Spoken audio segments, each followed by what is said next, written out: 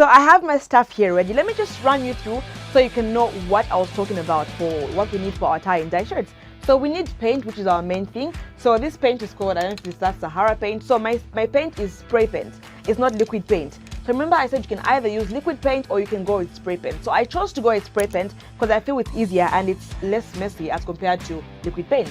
And then you also need our white shirt, which is also the main character of what we are doing today. So this is our white shirt, plain white. It has to be your size because I mean you're dyeing it for yourself, not anybody else. So it has to be your size. If you want baggy things, buy a baggy shirt. If you like tight things, buy a tight shirt. Depends on what you like. And then I have my tape here. So you can either use a rope or tape, and I decided to go with tape because tape is just easy to remove.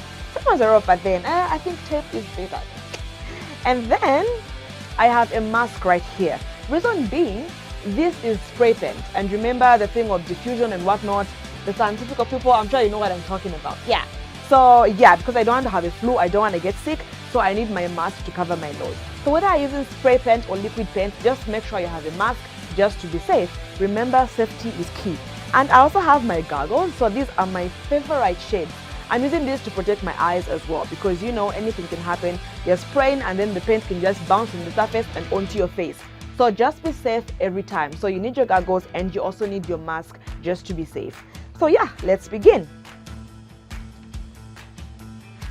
So we're going to tie our shirts, we're going to use our tape, and we're going to tie our shirt in any angle that you want. So depending on where you want to spray, because you can use any color that you want. So you're going to use the tape to tie the parts where you want to spray a specific color. So it depends on what you want, the pattern that you want. There's different patterns, so many patterns, and they all look gorgeous.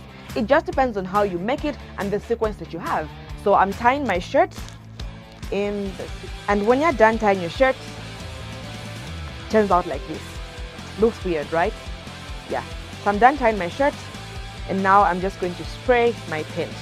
So I bought these colors, blue, green, and red, because all these are coordinating colors. And I always say that coordinating colors are very important.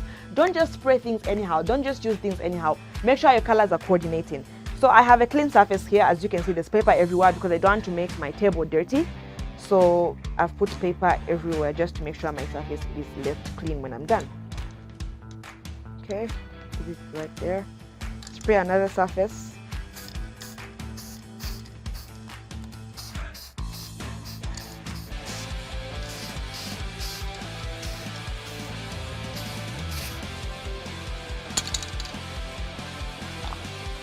See what I was saying about the colors bouncing back?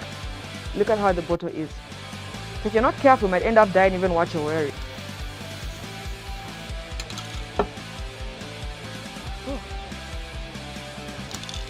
So every time before you use such kind of things, you have to make sure you always read the instructions, because here it says you have to spray at least even a meter or 15 meters away from your face.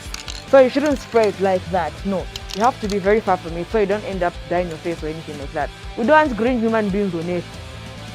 So just make sure you're careful. Okay. And you always need gloves for such things. That's if you're using liquid paint. But in case you're someone who's very messy and you're so clumsy, you don't know how to deal with things all the time, you can wear gloves even if you're using your spray paint. Just to be safe, remember, safety is key. So I'm just removing my goggles. Just look at that. I would have worn it for you guys, but then it's not completely dry.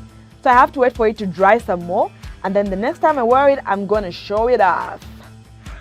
Tie and dye shirt made with my own hands. So there you have it. See how easy it is. It's very easy.